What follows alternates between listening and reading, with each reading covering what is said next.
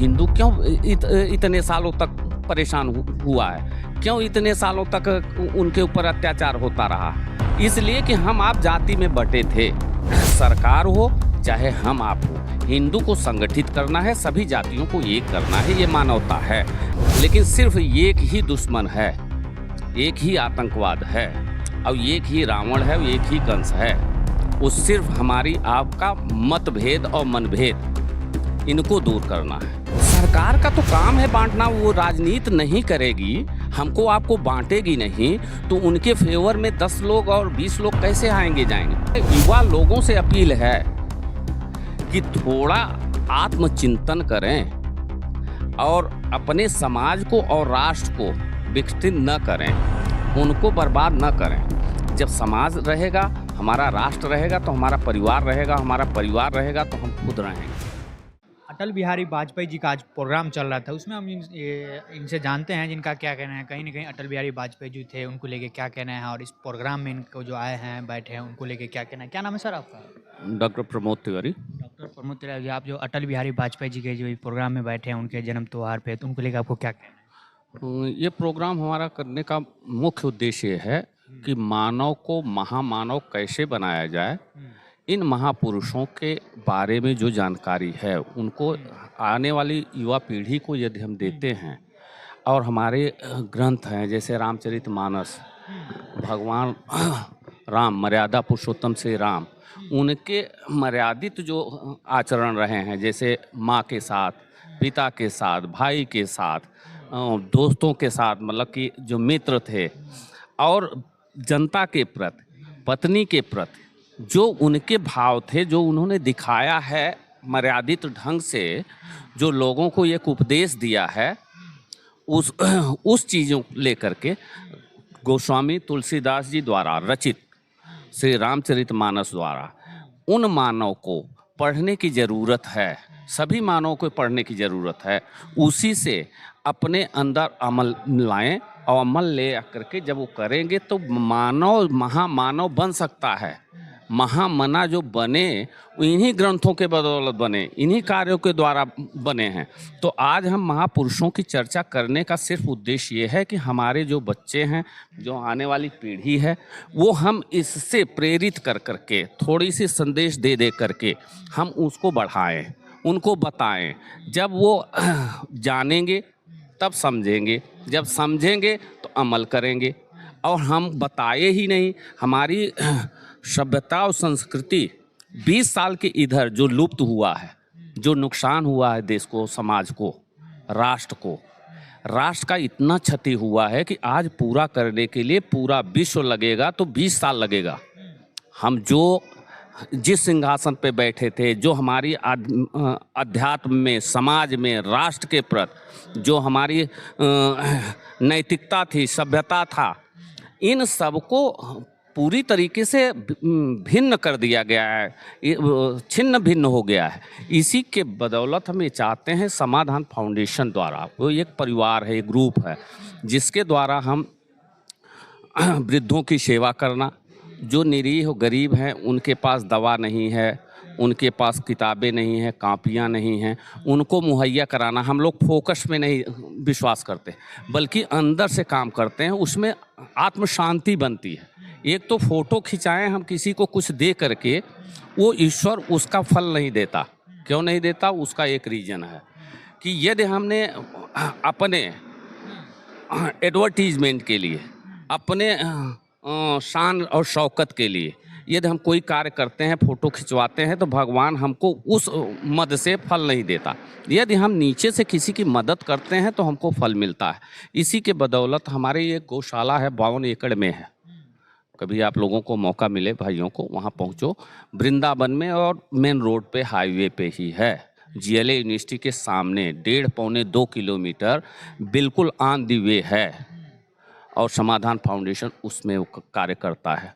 कुछ जो स्कूल हैं, कॉपी किताब बच्चों को नहीं है, उसको, कुछ ऐसे परिवार हैं जिसके बच्चे या तो बाहर हैं, विदेश हैं, या तो उनके बच्चे उनको तिरस्कृत कर दिए हैं, उनके लिए हमारी संस्था समय समय पर जो हो सकता है वो कार्य करती है। इसी के तहत हमारी एक है कि अध्यात्म को और धर्म को, समाज को किस तरीके से हम प्रेरित करें और आगे बढ़ाएं, उसी के मद्देनज़र हम समय समय पे ये प्रोग्राम करते हैं। और हमारी एक पत्रिका है राष्ट्र समाज। राष्ट्र समाज के तहत हम इसी तरीके से बिंदुओं को कि मानवता हमारा क्या है, जाति धर्म से उठ करके हमको कुछ काम करने हैं। जाति धर्म में हम उलझे रहे हैं और इससे हमारे देश का नुकसान हुआ है, और सबसे ज़्यादा यदि किसी राष्ट्र का नुकसान हुआ है तो भारत का हुआ है। यहाँ का समाज जो है वो इस तरीके से है कि यदि वो जागृत हो जाए तो विश्व को काबू में कर सकता है, लेकिन यदि वो सो रहा है, उसको जागृत नहीं किया जा रहा है, तो उसके ऊपर से कोई भी आता है चला जाता है। उसका रीजन यही है कि हमारे ऊपर जो राज किया गया है सिर्फ वो सो गया और उसको जगाने की ज़रूरत है। आज धर्म गुरु जितने हैं, यदि वो अपना स्वार्थ छोड़ करके सिर्फ मानवता का पाठ पढ़ाएं, हमसे जाति प्रथा से कोई लेना देना नहीं है। सिर्फ हमको ये करना है कि आप मानव हो, हम मानव हैं। मानवता का पाठ पढ़ाते हुए, महामना को याद करते हुए, इन महापुरुषों को याद करिए। बहुत लोगों ने त्याग किया है, बहुत कुछ किया है और सब कुछ नहीं करते। बहुत सारी प्रॉपर्टी बना लेना, बहुत सारा कुछ संप्रदाय ले लेना, बहुत बड़ा नाम ले लेना, उससे कुछ नहीं होने जाने वाला। सिर्फ आपका रहता है, आपका व्यक्तित्व रहता है, आपकी मर्यादाएं रहती हैं। और धर्म और मर्यादाओं को लेकर के आप चलते हैं तो कभी असफल नहीं होते, परेशान जरूर होते हैं। परेशानी तो होता है आपको ऊपर प्रोग्रेस करने का। बात करें जनता का या अपना इंडिया का जनता का बात करें या सरकार का बात करें, सब तो जाति धर्म पे ही बात करते हैं। नहीं, ये जाति धर्म से जो कर रहे हैं वो तो आपको भी समझ में है कि वो निजी स्वार्थ के तहत कार्य कर रहे हैं। उनका स्वार्थ है, स्वार्थ से उठ करके हमको कुछ करना है। हमको ये नहीं करना है कि हम आप फला जाति के हैं, हम फला जाति के हैं। आज हिंदू क्यों इतने सालों तक परेशान हुआ है, क्यों इतने सालों तक उनके ऊपर अत्याचार होता रहा? इसलिए कि हम आप जाति में बटे थे और हमको पहले जाति को हटा करके एक संगठित हिंदू बनाना है। और फिर ये नहीं है कि हम मुसलमानों के द्रोही हैं, हम मुसलमानों के लिए हितैषी हैं। लेकिन जो गलत करेगा, यदि हमारा हिंदू ही आतंकवादी होगा तो क्या हम उसको माफ़ कर देंगे? तो यदि मुसलमान ही कोई गलत करेगा तो हम उसके लिए तो कठोर दंड देंगे ना, हमारी सरकार देगी ना। तो हम ये नहीं चाहते हैं कि हमारी सरकार हो चाहे हम आप हों, हिंदू को संगठित करना है, सभी जातियों को एक करना है, ये मानवता है। और जब हमारा हिंदू संगठित हो जाएगा तो हम मुसलमानों का तो खोल करके सपोर्ट किए हैं, समर्थन दे रहे हैं। आज हम यदि समर्थन नहीं करता हमारा राष्ट्र भारत हिंदुस्तान, तो क्या यहाँ मुसलमान रह सकते थे? और हमारे यहाँ का हिंदू, वहाँ का हिंदू यहाँ आ गया तो हम बसा सकते थे? नहीं करते। आज अत्याचार हो रहा है, चाहे बांग्लादेश पे हो रहा है, कहीं भी हो, हमारी सरकार बोल रही है ना केवल, और उस पर जो है कार्य करेगी। अभी सोच रही है कि विश्व समुदाय देख रहा है तो कुछ बोलेगा, नहीं बोल रहा है तो उसका भी समाधान है।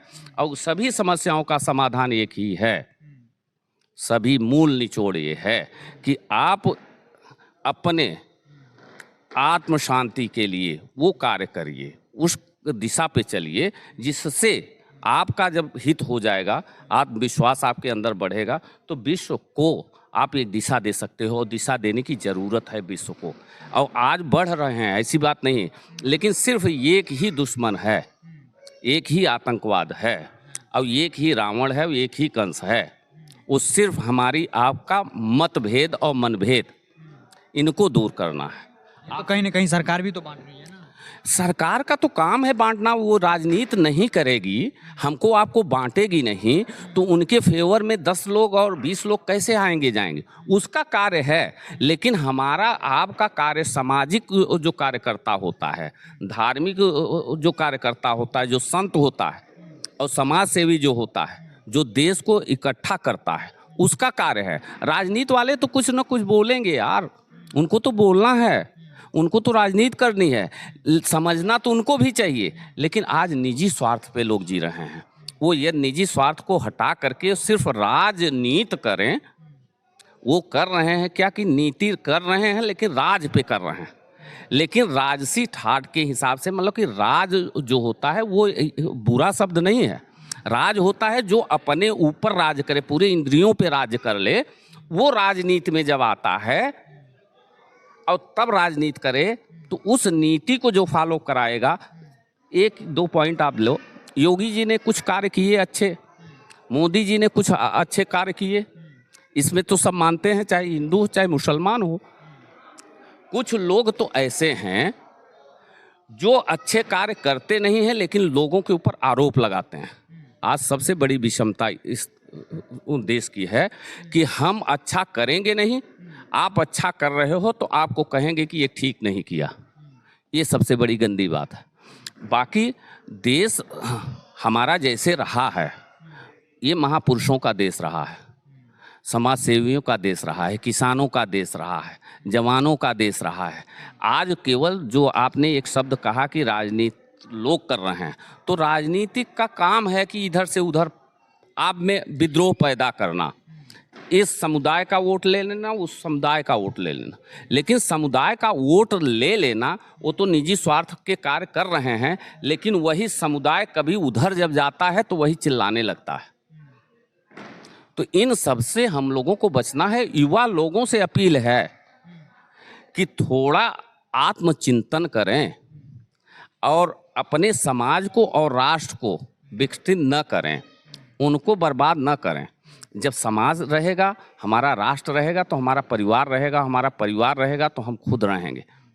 लेकिन लोग क्या सोचते हैं कि हम हैं तो पूरा समाज है। जैसे कुछ लोगों की कहावत है, जान है तो जहान है। उस जान को लेकर के क्या करोगे यार, जब चारों तरफ आपके बिखरे हुए मनुष्य हैं, जिसके पास तन पे पहनने का कपड़ा न हो, पेट भर भोजन नहीं हो, बीमार हो गया तो दवा न हो, ऐसे समाज आपके चारों तरफ रख दिया जाए और आपको हम पूरे विश्व का साम्राज्य दे दें तो क्या सुंदर लगेगा? सुंदरता तो उसमें है कि हमारे इर्द गिर्द भी पूरा हमारा समाज, जो हमारा राष्ट्र है, इसको समझ में आना। ये जब स्वस्थ रहेगा, स्वस्थ मन, स्वस्थ तन, स्वस्थ दिमाग, विचार, जब ये सब रहेगा तब हम आनंदित होंगे। और आनंद ईश्वर का एक नाम है, आनंद। और आनंद किसी को नहीं है, पैसे से आनंद नहीं आता, बिल्डिंग बना लेने से आनंद नहीं आता। आनंद तब आता है जब आप दूसरे के लिए कुछ मानव सेवा करोगे। तो मानवता का पाठ पढ़ाते हुए, महामानव के आदर्शों पे चलते हुए, महामानव तो हम नहीं बन सकते लेकिन उस आदर्श पे चल तो सकते हैं। हम 100% नहीं, 2%, 5%, 10% कुछ तो करें, अनुसरण करेंगे तो आज नहीं तो कल पहुंचेंगे।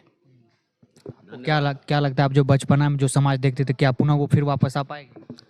समाज वापस नहीं आता, समय वापस नहीं आता, लेकिन हम जो समय है, जो समाज है, उसको हम थोड़ा सा एक दिशा दे सकते हैं।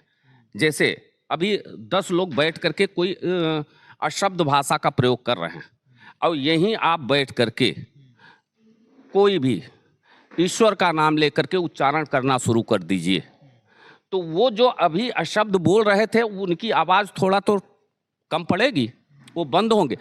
एक बहुत अच्छी चीज़ है, उसको बुराई को निकालने की कोशिश करोगे तो बुराई और आती है। अच्छाइयों को ग्रहण करो, बुराइयां अपने आप निकल जाती है। लोग कहते हैं ना कि काम, क्रोध, मद, लोभ, इन सब बुराइयों को दूर कर दो अपने शरीर से। तो जब आप ध्यान साधना में बैठते हो तो ये सब बुराइयां पहले आती हैं। अच्छे कार्य करने जाओ, सब बुराइयां आती, लेकिन ईश्वर ये कहता है कि इन सब को छोड़ दो, जो बुराइयां आ रही आने दो, उसको हटाने की चेष्टा न करो। सिर्फ अपने अंदर या अपने समाज में अच्छी चीज लाने की कोशिश करो ना। यदि हम दूध की नदियां बहाएंगे तो दारू थोड़ी बिकेगा, लेकिन हमारे पास दूध ही जहर से ज़्यादा भयंकर है तो हम उसको बंद कर सकते हैं। तो हमको पहले ज़रूरत ये है कि अच्छे विचार को पैदा करना। बुरे लोग और बुरा विचार अपने आप खत्म हो जाता है, कोई नहीं रोक सकता, ताकत नहीं है किसी में। यदि किसी में ताकत होती कि बुराई ही बुराई रहेगी तो ईश्वर को कोई नहीं मानता, समाज को कोई नहीं मानता। आज हम आप ऐसे बैठते नहीं। राक्षसी प्रवृत्ति ये होती है ना कि एक दूसरे में वो करते हैं। तो कहने का मतलब कि सिर्फ आदमी को अपने आप को सुधारना है और आत्मचिंतन करना है, बुराई अपने आप भग जाएगी। जो अभी जात प्रथा और धर्म जाति पे हम लोग लड़ रहे हैं, हट जाएगा। केवल एक दिशा दो ना कि हमको राष्ट्र को ऊंचा करना है, हमको समाज को बढ़ाना है, ये हमारा काम है।